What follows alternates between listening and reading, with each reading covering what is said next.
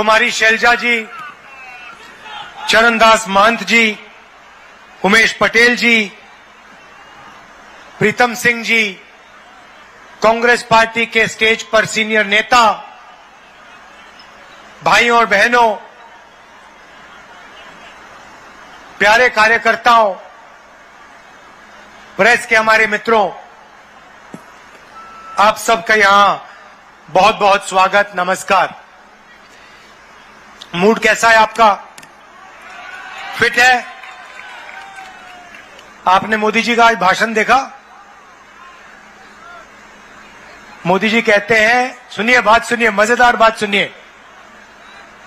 मोदी जी भाषण में कहते हैं, हिंदुस्तान में कोई जात नहीं है, सिर्फ गरीब है। मोदी जी, अगर हिंदुस्तान में कोई जात नहीं है और सिर्फ गरीब है, तो आप अपने आप को 24 घंटा ओबीसी क्यों कहते हो?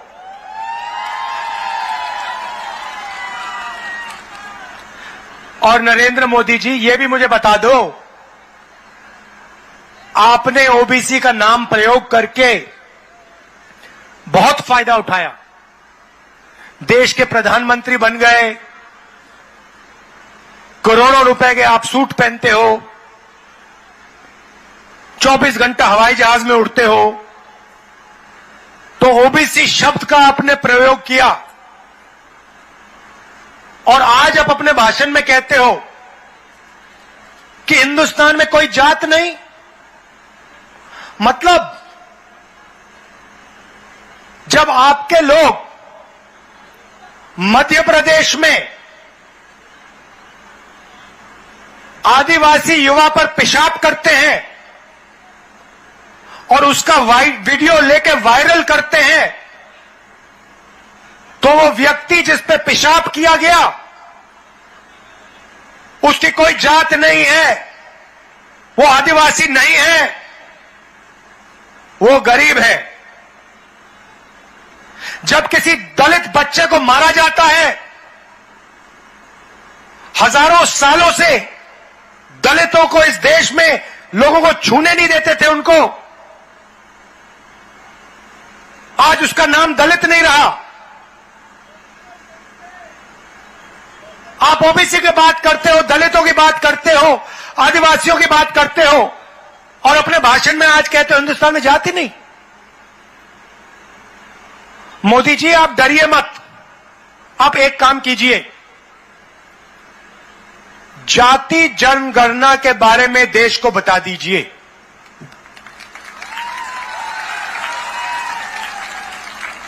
भाइयों और बहनों, यहां जो हमारे पिछड़े वर्ग के लोग हैं, आज नरेंद्र मोदी जी ने कहा है कि इस देश में कोई जात नहीं है। मैं आज आपको, खासतौर से आपके जो युवा हैं, जिससे ये देश रोज उनका भविष्य चोरी कर रहा है, मैं आपको कुछ बताना चाहता हूं। नरेंद्र मोदी जी ने ओबीसी शब्द का प्रयोग किया, प्रधानमंत्री बने, 24 घंटा देश से कहें मैं ओबीसी हूं, मैं ओबीसी हूं, मैं ओबीसी हूं, मगर जब ओबीसी की मदद करने का समय आया, जाति जनगणना करवाने का समय आया,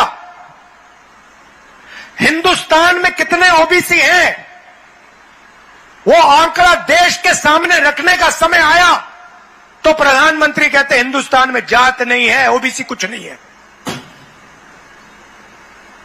भाइयों और बहनों, एक बात समझिए, हिंदुस्तान को एमपी नहीं चलाते, हिंदुस्तान को प्रधानमंत्री नरेंद्र मोदी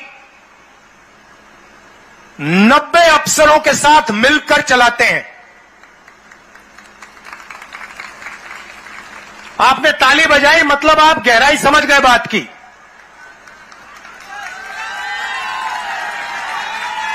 मतलब सवाल ये उठता है, नरेंद्र मोदी जी और 90 लोग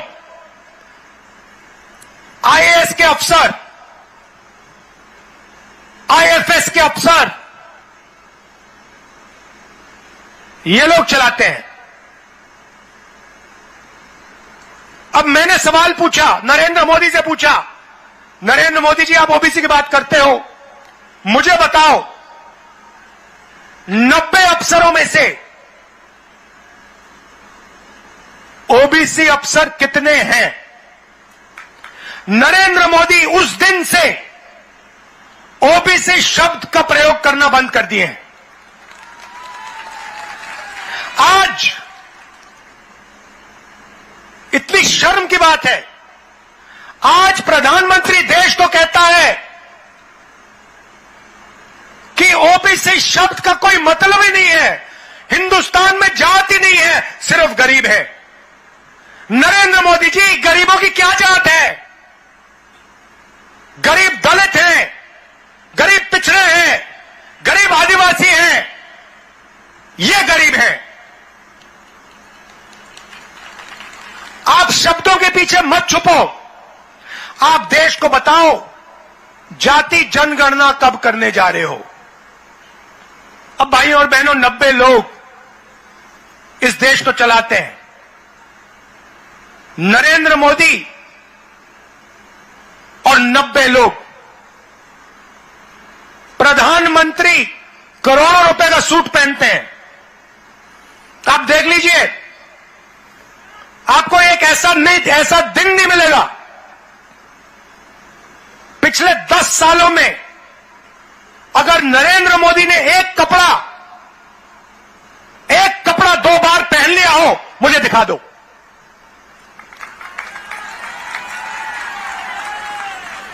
नरेंद्र मोदी अपने आप को ओबीसी कहते हैं, 10 साल में उन्होंने एक कपड़ा 2 बार नहीं पहना। आप में से कोई एक व्यक्ति है जिसने 10 साल हर रोज अपना कपड़ा बदला हो? एक व्यक्ति है यहां पे? एक नहीं है। भाइयों और बहनों, नरेंद्र मोदी और 90 लोग इस देश को चलाते हैं। बजट का हर एक रुपया, हर एक पैसा नरेंद्र मोदी और ये 90 लोग डिसाइड करते हैं। आदिवासियों के लिए कितना पैसा आएगा?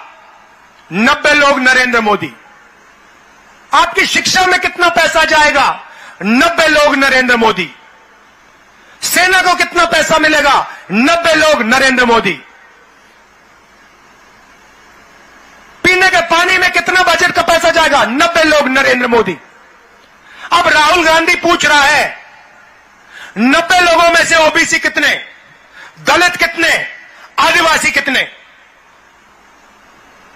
और जैसे मैंने यह सवाल पूछा, नरेंद्र मोदी कहता है जाति कुछ नहीं है हिंदुस्तान में। भाइयों और बहनों, 90 में से 3 ओबीसी, 3 आदिवासी। फिर से सुन लीजिए, 90 में से 3 ओबीसी, 3 आदिवासी। और मजे की बात सुनिए, अगर हिंदुस्तान के बजट में 100 रुपए खर्च किए जाते हैं, 100 में से 5 रुपये का निर्णय ओबीसी अफसर लेते हैं। हिंदुस्तान की सरकार लाखों करोड़ रुपए खर्च करती है, ओबीसी अफसर सिर्फ 5% बजट का पैसा के बारे में निर्णय लेती है। अब यहां पे ओबीसी लोग, युवा चौंक गए होंगे, हमारी आबादी 5% तो नहीं है। ओबीसी की आबादी 50% से कम नहीं है। तो अगर ओबीसी की आबादी 50% से कम नहीं है, तो फिर उनकी हिस्सेदारी 5% क्यों है? नरेंद्र मोदी जी, पहला सवाल। दूसरा सवाल, आदिवासियों की आबादी 12%। भाइयों और बहनों, आदिवासी युवाओं, आप जानते हो कि 90 अफसरों में से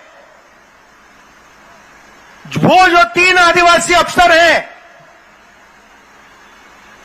वो हिंदुस्तान के बजट का कितना निर्णय लेते हैं? मैं आपको अभी जो बताने जा रहा हूं, यह शर्म की बात है, यह आदिवासियों पर अपमान है। भाइयों और बहनों, आदिवासी युवाओं, अगर हिंदुस्तान की सरकार 100 रुपए खर्च करती है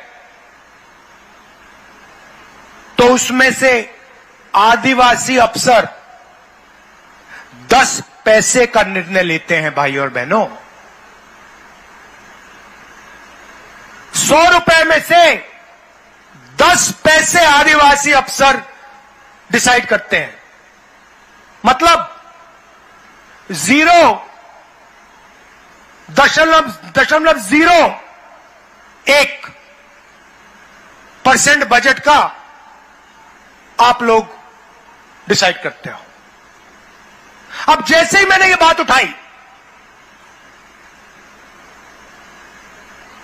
आदिवासियों को वनवासी कहने वाले लोग एकदम कहते हैं इस देश में कोई जात नहीं, इस देश में सिर्फ गरीब है। भाइयों और बहनों, वनवासी का मतलब जानते हो आप? कोई बता सकता है मुझे यहां पे वनवासी का क्या मतलब होता है? कोई बता सकता है? अच्छा, आदिवासी का क्या मतलब होता है? बताइए बताइए, आप बताइए, आदिवासी का क्या मतलब होता है?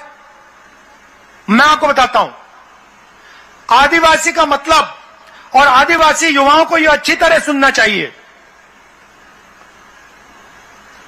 आदिवासी का मतलब वो लोग जो हिंदुस्तान के पहले मालिक थे।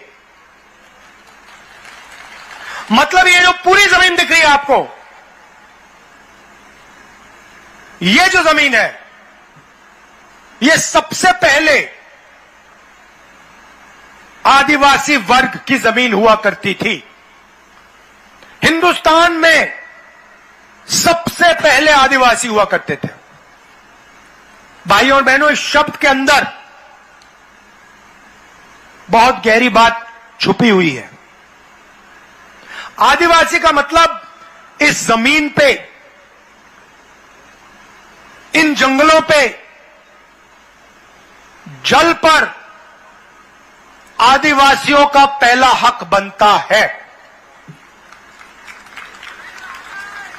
सही बात? मतलब पहले मालिक आप। अब बीजेपी और नरेंद्र मोदी ने नया शब्द पता नहीं कहां से ढूंढ के लाए हैं, वनवासी। वनवासी का मतलब वो लोग जो जंगल में रहते हैं।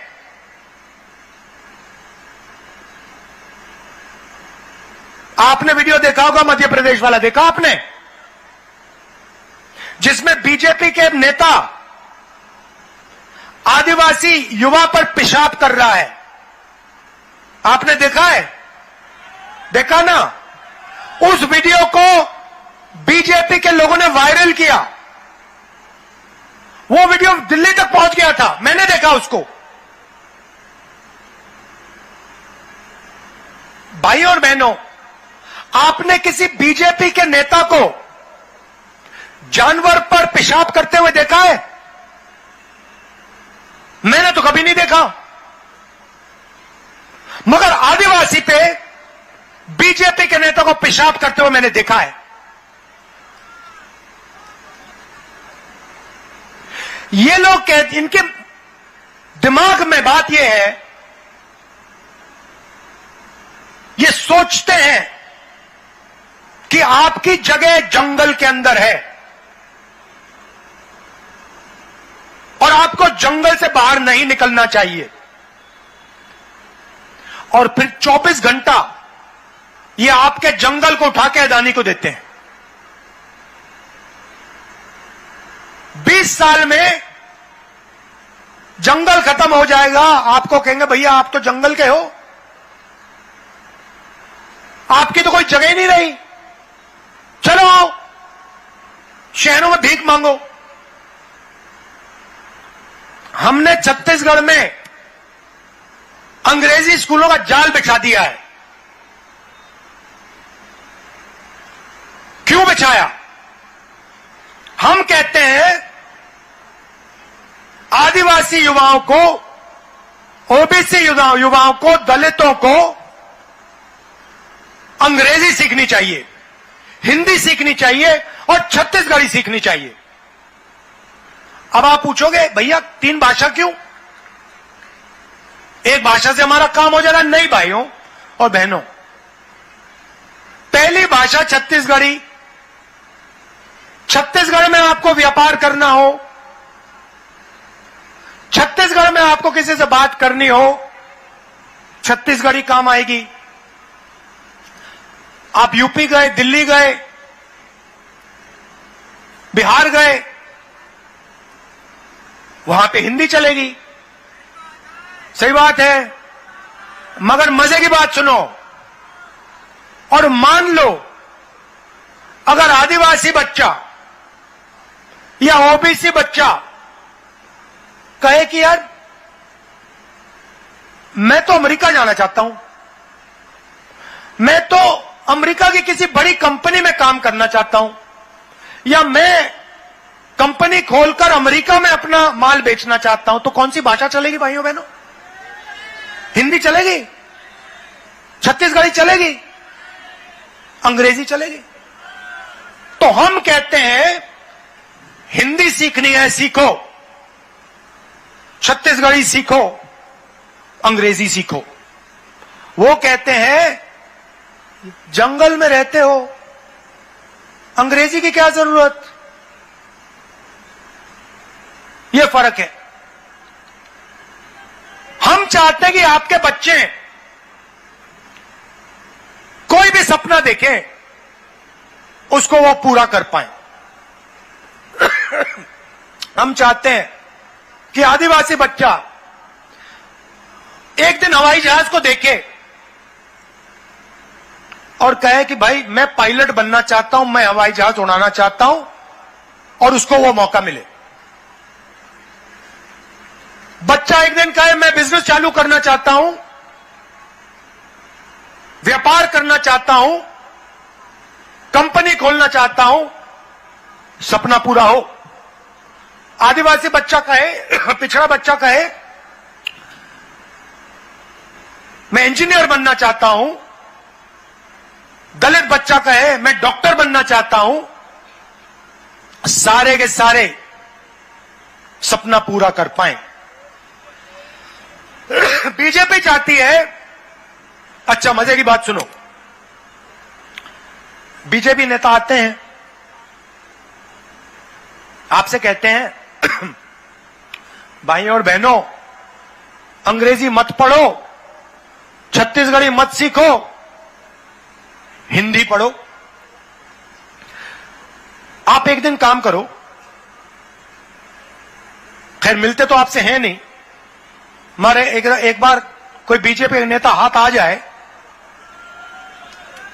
तो उससे पूछना भैया एक बात बताओ, आप हमें कह रहे हो कि हमें अंग्रेजी नहीं सीखनी चाहिए, हमें हिंदी सीखनी चाहिए, आपके जो बच्चे हैं क्या वो हिंदी मीडियम में जाते हैं या अंग्रेजी मीडियम में जाते हैं? पता लगेगा सारे के सारे बीजेपी के नेता इंग्लिश मीडियम स्कूल में पढ़ते हैं, अमेरिका में जाके यूनिवर्सिटी करते हैं, लंदन में जाके पढ़ाई करते हैं, और वहां पे व्यापार करते हैं, और ये चाहते हैं कि हमारे आदिवासी भाइयों बहनों, ओबीसी बच्चे, दलित बच्चे को यह मौका ना मिल जाए।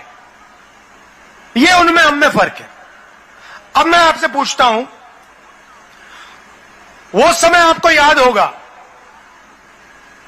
जब छत्तीसगढ़ में आदिवासियों पर गोली चलती थी, जब आपके बच्चों को इनकाउंटर किया जाता था। आपको याद है वो समय जब बीजेपी का यहां राज था?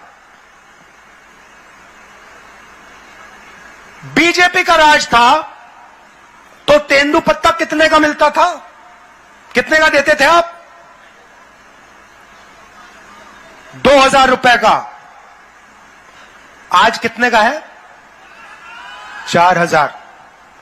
और हम आपको 4000 रुपए बोनस देने जा रहे हैं उसके लिए। अब नरेंद्र मोदी जी कहते हैं, नहीं आपने क्या कहा शब्द? मोदी की गारंटी। मोदी की गारंटी बोली ना। मोदी की गारंटी का मतलब 100% झूठ है। जो भी प्रधानमंत्री कह रहा है, मैं आपको गारंटी लेके कह सकता हूं कि झूठ बोल रहा है। जो आदमी देश को कह सकता है कि इस देश में जात ही नहीं है, मैं गारंटी के कह रहा हूं, सारे के सारे शब्द जो उनके मुंह से निकल रहे हैं वो झूठ है। 15 लाख रुपए हर बैंक अकाउंट में, सच या झूठ? नोटबंदी से काला धन मिट जाएगा, सच या झूठ? किसान बिल से किसानों का फायदा होगा, सच या झूठ? जीएसटी से छोटे व्यापारियों का फायदा होगा, सच या झूठ?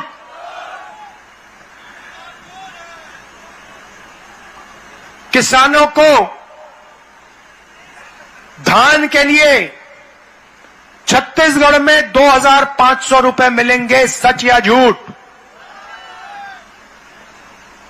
छत्तीसगढ़ के किसानों का कर्जा माफ होगा, सच या झूठ? सच किसने बोला, झूठ किसने बोला? झूठ नरेंद्र मोदी ने बोला, सच कांग्रेस पार्टी और राहुल गांधी ने बोला। अच्छा भैया, एक और बात बताओ, आज धान के लिए किसान को कितना मिलता है? 2500 मिलता है। 2500 मिल रहा है मार्केट में आजकल। 2500 मिल रहा है आपको? कितना मिल रहा है? 2640। यह आपने हमसे मांगा? आपने कहा कि हमें 2640 चाहिए? नहीं, ऑटोमेटिक हमने कर दिया, बिना पूछे। किसी किसान ने नहीं पूछा। हमने कहा 2500 कम है, 2640 हो जाएगा। और मैं आपको स्टेट से कह रहा हूं, यह बढ़ता जाएगा, रुकेगा नहीं है।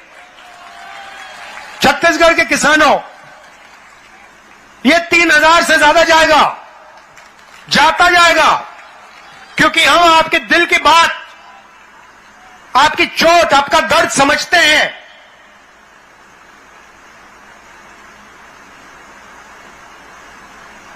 इसलिए यह बढ़ता जाएगा। 23,000 करोड़ रुपए हमने छत्तीसगढ़ के किसानों को किसान न्याय योजना में दिया है।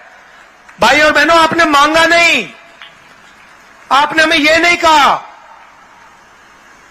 कि 23,000 करोड़ रुपए छत्तीसगढ़ के किसान को दो। नहीं, हमने कहा नहीं भैया, हमें देना है। क्यों, मैं बताता हूं। हम जानते हैं, जब हम छत्तीसगढ़ के किसान के जेब में 2500 रुपए डालते हैं, तो छत्तीसगढ़ का किसान उस पैसे को गांव में खर्च करता है। अमेरिका में खर्च नहीं करता, जापान में खर्च नहीं करता, अदानी जैसे दुबई में खर्च नहीं करता। छत्तीसगढ़ के गांव में किसान उसका प्रयोग करता है। हम आज 7,000 रुपए मजदूर को दे रहे हैं, चुनाव के बाद 10,000 रुपए हो जाएगा, लिख लो। क्यों? क्योंकि हम जानते हैं जब हम किसान के जेब में पैसा डालते हैं, मजदूर के जेब में पैसा डालते हैं, वो एकदम जाके उस पैसे को खर्च करता है। कहां खर्च करता है? शहरों के छोटे छोटे कस्बों में, गांव की छोटी सी दुकानों में। पैसा सीधा छोटे दुकानदार के पास जाता है और गांव की और छोटे शहरों की अर्थव्यवस्था चालू हो जाती है, सबको फायदा होता है। जब नरेंद्र मोदी जी की सरकार आती है, रमन सिंह की सरकार आती है, वो किसान को 1 रुपया नहीं देते, मजदूर को 1 रुपया नहीं देते, मनरेगा बंद कर देते हैं। वो कॉन्ट्रैक्टर्स को, अरबपतियों को पैसा देते हैं, अदानी जी को पैसा देते हैं। कॉन्ट्रैक्टर्स, बड़े बड़े कॉन्ट्रैक्टर्स क्या करते हैं? पैसे को लंदन भेज देंगे, जापान भेज देंगे, अमेरिका भेज देंगे, आपको कोई फायदा नहीं होता। हम गरीबों को पैसा देते हैं, किसानों को देते हैं, मजदूरों को देते हैं। और जब हम किसानों, मजदूरों को देते हैं, छोटे व्यापारियों को मिलता है। यहां छोटे व्यापारी भाई हैं, मुझे बता दो, जीएसटी से फायदा हुआ?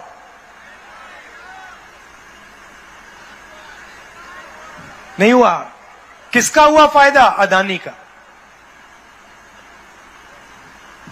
अदानी का फायदा हुआ। आदिवासियों से हमने वायदा किया था,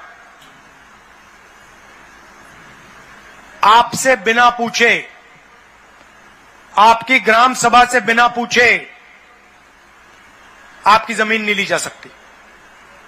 ट्राइबल बिल, पैसा कानून, इसमें लिखा था कि भैया कोई भी हो, अदानी हो, कोई और हो, हमें कोई फर्क नहीं पड़ता। अगर आदिवासियों से जमीन लेनी है, वो आदिवासी हैं, हिंदुस्तान के पहले मालिक हैं। अगर उनसे जमीन लेनी है, दलितों से, पिछड़ों से जमीन लेनी है, तो जाके ग्राम सभा से पहले पूछिए। नरेंद्र मोदी जी कहते हैं नहीं, कोई जरूरत नहीं है। पैसा कानून रद्द कर दिया, आदिवासी बिल रद्द कर दिया, जमीन अधिग्रहण बिल रद्द कर दिया। कहते हैं अगर हमें चाहिए जमीन उठा के ले जाएंगे। छत्तीसगढ़ में बिना पूछे जमीन नहीं ली जा सकती, कर्नाटक में बिना पूछे जमीन नहीं ली जा सकती, राजस्थान में नहीं ली जा सकती, हिमाचल में नहीं ली जा सकती। क्यों? क्योंकि कांग्रेस पार्टी की सरकार है।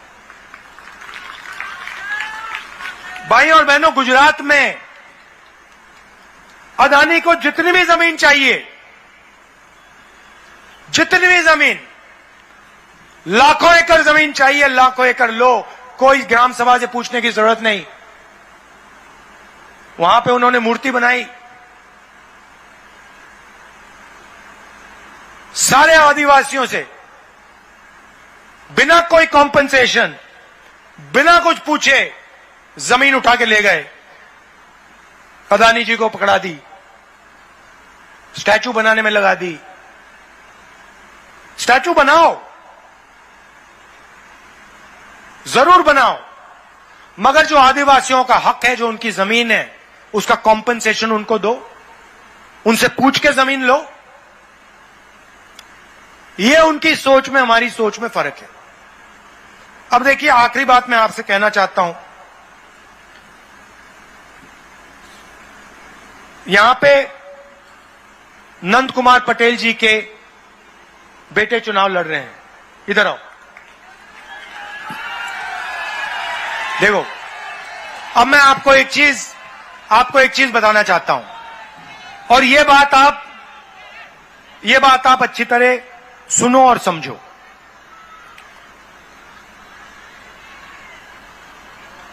इनके पिता की हत्या की गई, इनके पिता शहीद हैं, सही बात, ये पूरा छत्तीसगढ़ मानता है। अगर इनके पिता की मृत्यु नहीं होती तो इनके पिता आज चीफ मिनिस्टर होते। यह सच्चाई है। अब मैं आपको इनके पिता के बारे में कुछ कहना चाहता हूं। मैंने कांग्रेस पार्टी में बहुत नेता देखे हैं, बहुत नेता देखे हैं, नंद कुमार पटेल कांग्रेस पार्टी का एक सबसे अच्छा सिपाही था।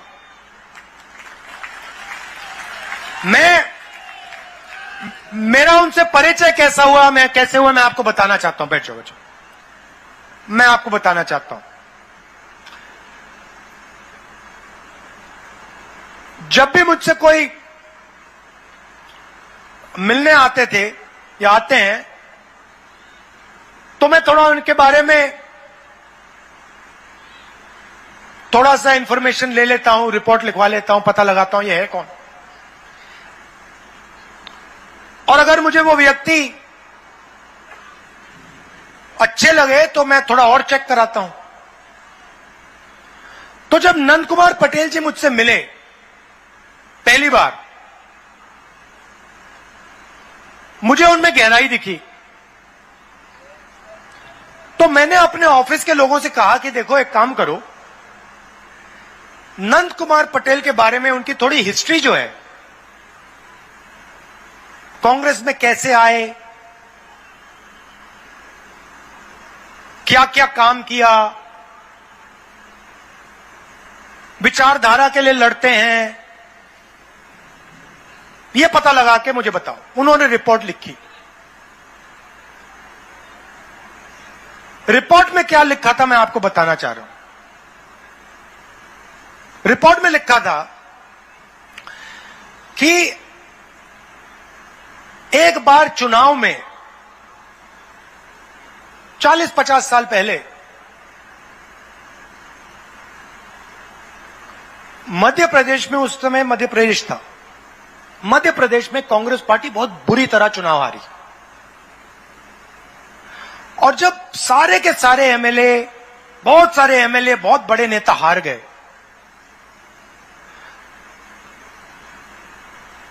तो कांग्रेस के जो सीनियर नेता थे, इंदिरा गांधी जी थी, उन्होंने लिस्ट निकलवाई कि भैया पोलिंग बूथ में कौन से पोलिंग बूथ में कांग्रेस पार्टी हारी है और कौन से पोलिंग बूथ में कांग्रेस पार्टी जीती है। तो आंकड़े निकाले गए और एक पोलिंग बूथ में पूरे प्रदेश में कांग्रेस पार्टी हार गई। एक पोलिंग बूथ में 100% वोट कांग्रेस को मिला।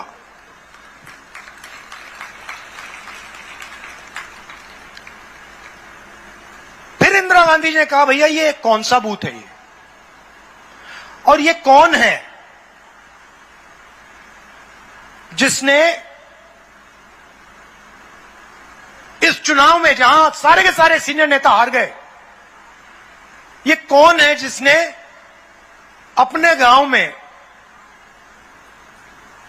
कांग्रेस पार्टी को 100 में से 100 वोट दिलवा दिए। सुनो सुनो, तो फिर दिल्ली से एक आदमी आता है, नंद कुमार पटेल के गांव में जाता है बिना नंद कुमार पटेल को बताए, और कहता है कि भैया यहां पे तुम लोगों ने कांग्रेस को वोट दिया, सारे के सारे लोगों ने कांग्रेस को वोट कैसे दे दिया। तो लोग वहां कहते हैं देखिए यहां पे तो हम सिर्फ कांग्रेस वालों को गांव के अंदर आने देते हैं और कोई आ ही नहीं सकता यहां पे। तो व्यक्ति ने कहा मतलब ये कैसे हो रहा है, और उन्होंने कहा कि हमारा यहां पे एक युवा नेता है, कांग्रेस का नेता है, सारा का सारा गांव उसके साथ कांग्रेस पार्टी को वोट देता है। नंद कुमार पटेल 3 बार प्रधान बने। सही बात भाई और बहनों, आप जानते हो कि लोकसभा का चुनाव 3 बार जीतना आसान होता है, विधानसभा का चुनाव 3 बार जीतना आसान होता है, मगर प्रधानी का चुनाव 3 बार जीतना मुश्किल होता है। कितनी बार एमएलए का चुनाव लड़े वो? कितनी बार जीते?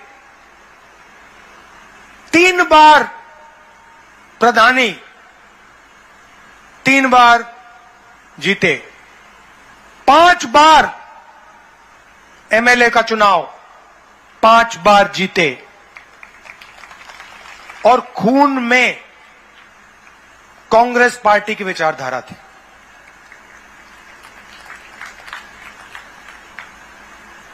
किसी न किसी दिन उनके हथियारों को मैं पकड़ के आपके सामने खड़ा कर दूंगा।